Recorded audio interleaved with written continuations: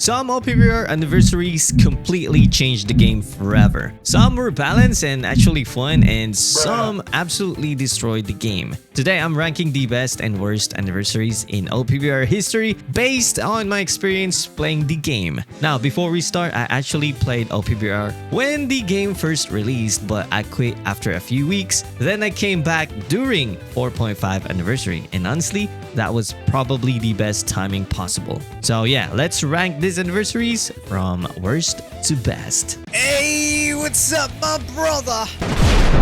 So let's start with the worst anniversary in my opinion, 7th anniversary. And my brother, this meta is just painful. It's not only News J, there are so many broken characters right now that runners barely feel useful anymore. And that's the problem. OPBR is literally a flag capturing game, so when runners get hard countered this badly, the game starts turning into pure team deathmatch. Everybody just wants to fight, everybody wants damage. Barely anyone wants to play objective anymore, and honestly, that's what makes this anniversary feel bad to me. Even if we have good runners, the overall meta just feels overloaded with damage, status effects, and hard counters. Compared to when I came back during 4.5 anniversary, this feels like a completely different game.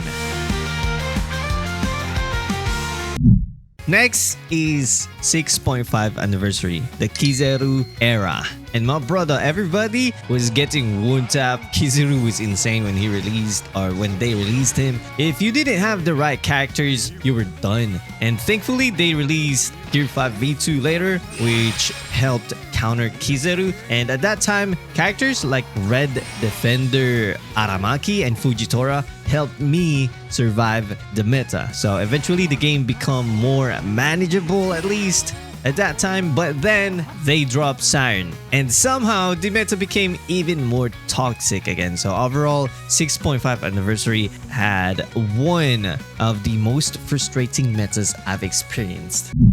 Now, this is where things started changing for me. 5th anniversary, the beginning of the one-shot era. When Yace released, my brother, I still remember it. It feels like it was yesterday. I was getting deleted instantly. That was the first time in OPBR where I genuinely felt, yeah, I might quit, really. Because no matter what character I used, I was getting cooked. Yace's damage at that time was insane. I'm getting one tap, he hits like a truck. It was crazy. You're not fighting one Yace, you're fighting 3 Yace. You will just get one tap. Then Whitebeard or EX Whitebeard released.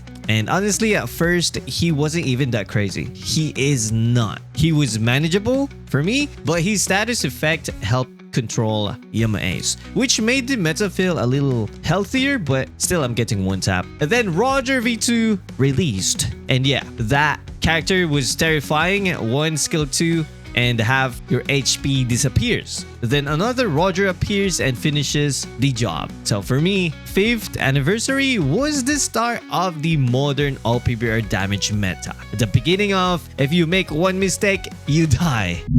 Now we move into one of the better anniversaries, 6th anniversary. Honestly, this anniversary was surprisingly balanced. Yes, Garp was insane. Once he got attack stacks, somebody was getting erased, but the difference is you could still fight back. Ooh, he dodged. Boom. Come on. 2-2 Kizaru. No. They're on revenge. Hey, chill. What you doing? You could still cook Garp with the existing characters like EX Zoro. Then Kuzan released, and this is what I liked. Kuzan could counter Garp, but Garp could also beat Kuzan. Neither one felt completely unstoppable. That's what made the meta fun for me.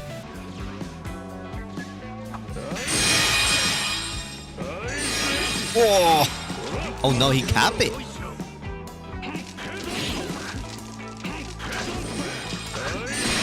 There we go. I really want to try fighting EGG. Whoa. Yo, I dodge it? Yo, I'm tanky. Ichiji, where you going? We're going, brother. Then Sabo released and started helping against Kuzan too. So instead of one broken unit dominating everything, multiple characters actually had value in this anniversary. And honestly, that's the type of OPBR balancing that I miss. Sabo deals good damage, but not my Sabo. My Sabo don't deal a lot of damage.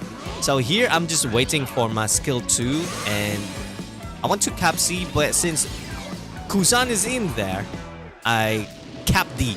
There we go. Sweat. Sweaty. Now let's talk about 5.5 anniversary, the S Snake era. And honestly, I actually had fun in this anniversary right here. S Snake was annoying, but she kept a lot of characters under control, especially Roger V2. And since I had S Snake at that time, I was enjoying the meta. But the good thing is she was still manageable, in my opinion. Zoro could deal with her. You just needed proper status reduction medals and good timing. Then EX Lucci released. Then Light Shanks released, and honestly, the meta felt active and competitive without being completely impossible. That's why I think 5.5 anniversary was one of the more fun anniversaries. And now, the best anniversary I personally experienced is 4.5 anniversary. This was when I returned to OPBR, and my brother, this era was amazing. Gear 5 V1 released and everybody thought he was impossible to beat. But honestly, I kept telling people, my brother, this character actually has weaknesses. EX Zoro was already a huge problem for Gear 5 V1. People just didn't fully understand the matchup yet. And that's why this meta felt so good. Characters actually had counterplay. A good kid and law player could beat Gear 5 V1, and Gear 5 V1 could beat them too. Fights felt skill-based at that time. Even older characters still had value, and the biggest difference, the damage felt fair compared to 7th anniversary or today's anniversary. Outside of Team Boost, people weren't deleting you instantly every few seconds. That's why for me, 4th anniversary and 4.5 anniversary represent peak OPBR. A balanced characters, counterplays, fun fights, and an actual flag game instead of pure one-shot simulator. So yeah, that's my ranking for the OPBR anniversaries that I personally experienced. Unfortunately, I missed 1st, 2nd, 3rd, and some older anniversaries. So I want you guys to tell me which anniversary was your favorite and which anniversary completely ruined the game for you. Let me know in the comments. And you know what, my brother, that's it for this video. You know the drill. Stay salty and stay awesome, and Salty Rock now signing off.